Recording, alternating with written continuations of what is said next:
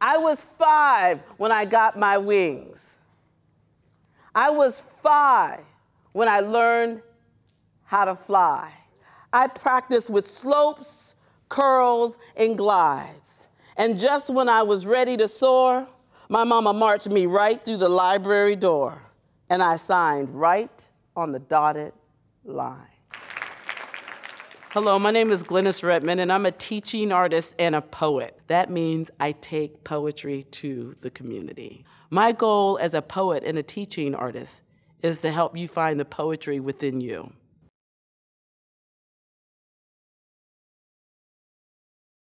The role of poetry to me is about storytelling. Poetry allows you to go within, to take that deep dive and say, what is it that I'm thinking?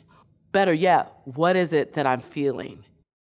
My job is not to make everyone poets, but for them to discover the poetry in their lives. There's one poet who kind of got me excited about this. Inside of the backpack was a lack of confidence, weighing me down. I had not found my voice. This is a portrait of a black boy in bloom, a brown-eyed baby whose birth purpose was to unearth poems. One of the things that I love to do when I come into the classroom is have students write about where they come from, a poem of origin. Right now, we're going to talk about the head. We're going to talk about the structure of the poems, is I want to tell you the type of poem we're going to write, okay? So with everybody on their paper, put up self-portrait. So let's just repeat it. We need what? Alliteration. We need assonance. And we need? Because if you look at it, it does look like it. The writing process is the most powerful process. So number one, we are going to list make. I'm going to ask you to think about what did you look like on the outside? And then what all poets are interested in. What is going on the inside? So the writing process is connecting both the head and the heart. I heard my first poem at a Black History program. Yolanda Walker recited Jackie Early's poem, 1968 Winters. Her voice became a red rubber ball that she threw over the heads of all the other kids. To me, on the last row, sitting crisscross. A lot of students will get really uncomfortable with, oh, how do I spell that? Or getting caught up in the mechanics of writing.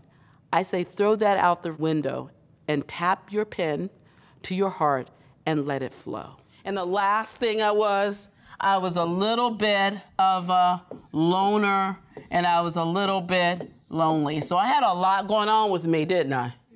All right, like most of us. So I'm going to give you 3 minutes.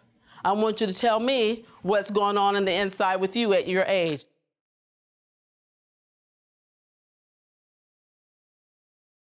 There's kind of like a form that you can follow. You don't have to stick too close to it, but we talk about stanzas, right? So say, for instance, you got 4 lines here, and then we have a line break. This is for the what? Outside. Right? And then inside. Then I'm going to tell you what these two are about. This is where what we call the what? The magic. Because in poetry, something is always transforming. And I like to use, like y'all know, metaphor and simile, right? Just like Julian said. What did he say? My hands are what? Excavators. His hands aren't really excavators, are they? No, but that's the magic, all of a sudden. My job, if I'd done it well, students want me to stop talking so they can just write already. Another important part of writing is sharing your work. They're waiting for you to have the courage to step up to your page and stand behind your words. I now take poetry in my own hands. Throw it to others, hitting them in the center of their chest, making a team of poets around the world. You get to express yourself in your writing, and you can keep a secret without telling anyone, but you could share it to the world if you want to. Not everything in life is cookies and cream. Imagine the horror of being separated from your siblings. My friends were all girly and I felt sad, yet I didn't know that one poet was going to change my life. I believe in family and friends. I love all types of food too, like tamales, tacos, and tortillas. I may not believe in Santa, but I believe that you can have a dream and that you can give yourself a present by being what you want to be. I believe in black folks and white folks, old folks and young folks. I also believe that no one should be judged by their race or gender. This is what I believe. One of the things I call myself is a road warrior poet because I've been doing this work for 26 years. And I have seen the power of poetry. I have had teachers come up to me and say, that student doesn't write, that student doesn't talk. And that's one of my goals. Not that you become a poet, but you find the poetry within. And nobody can tell your story the way you tell your story. And we are waiting for your voice.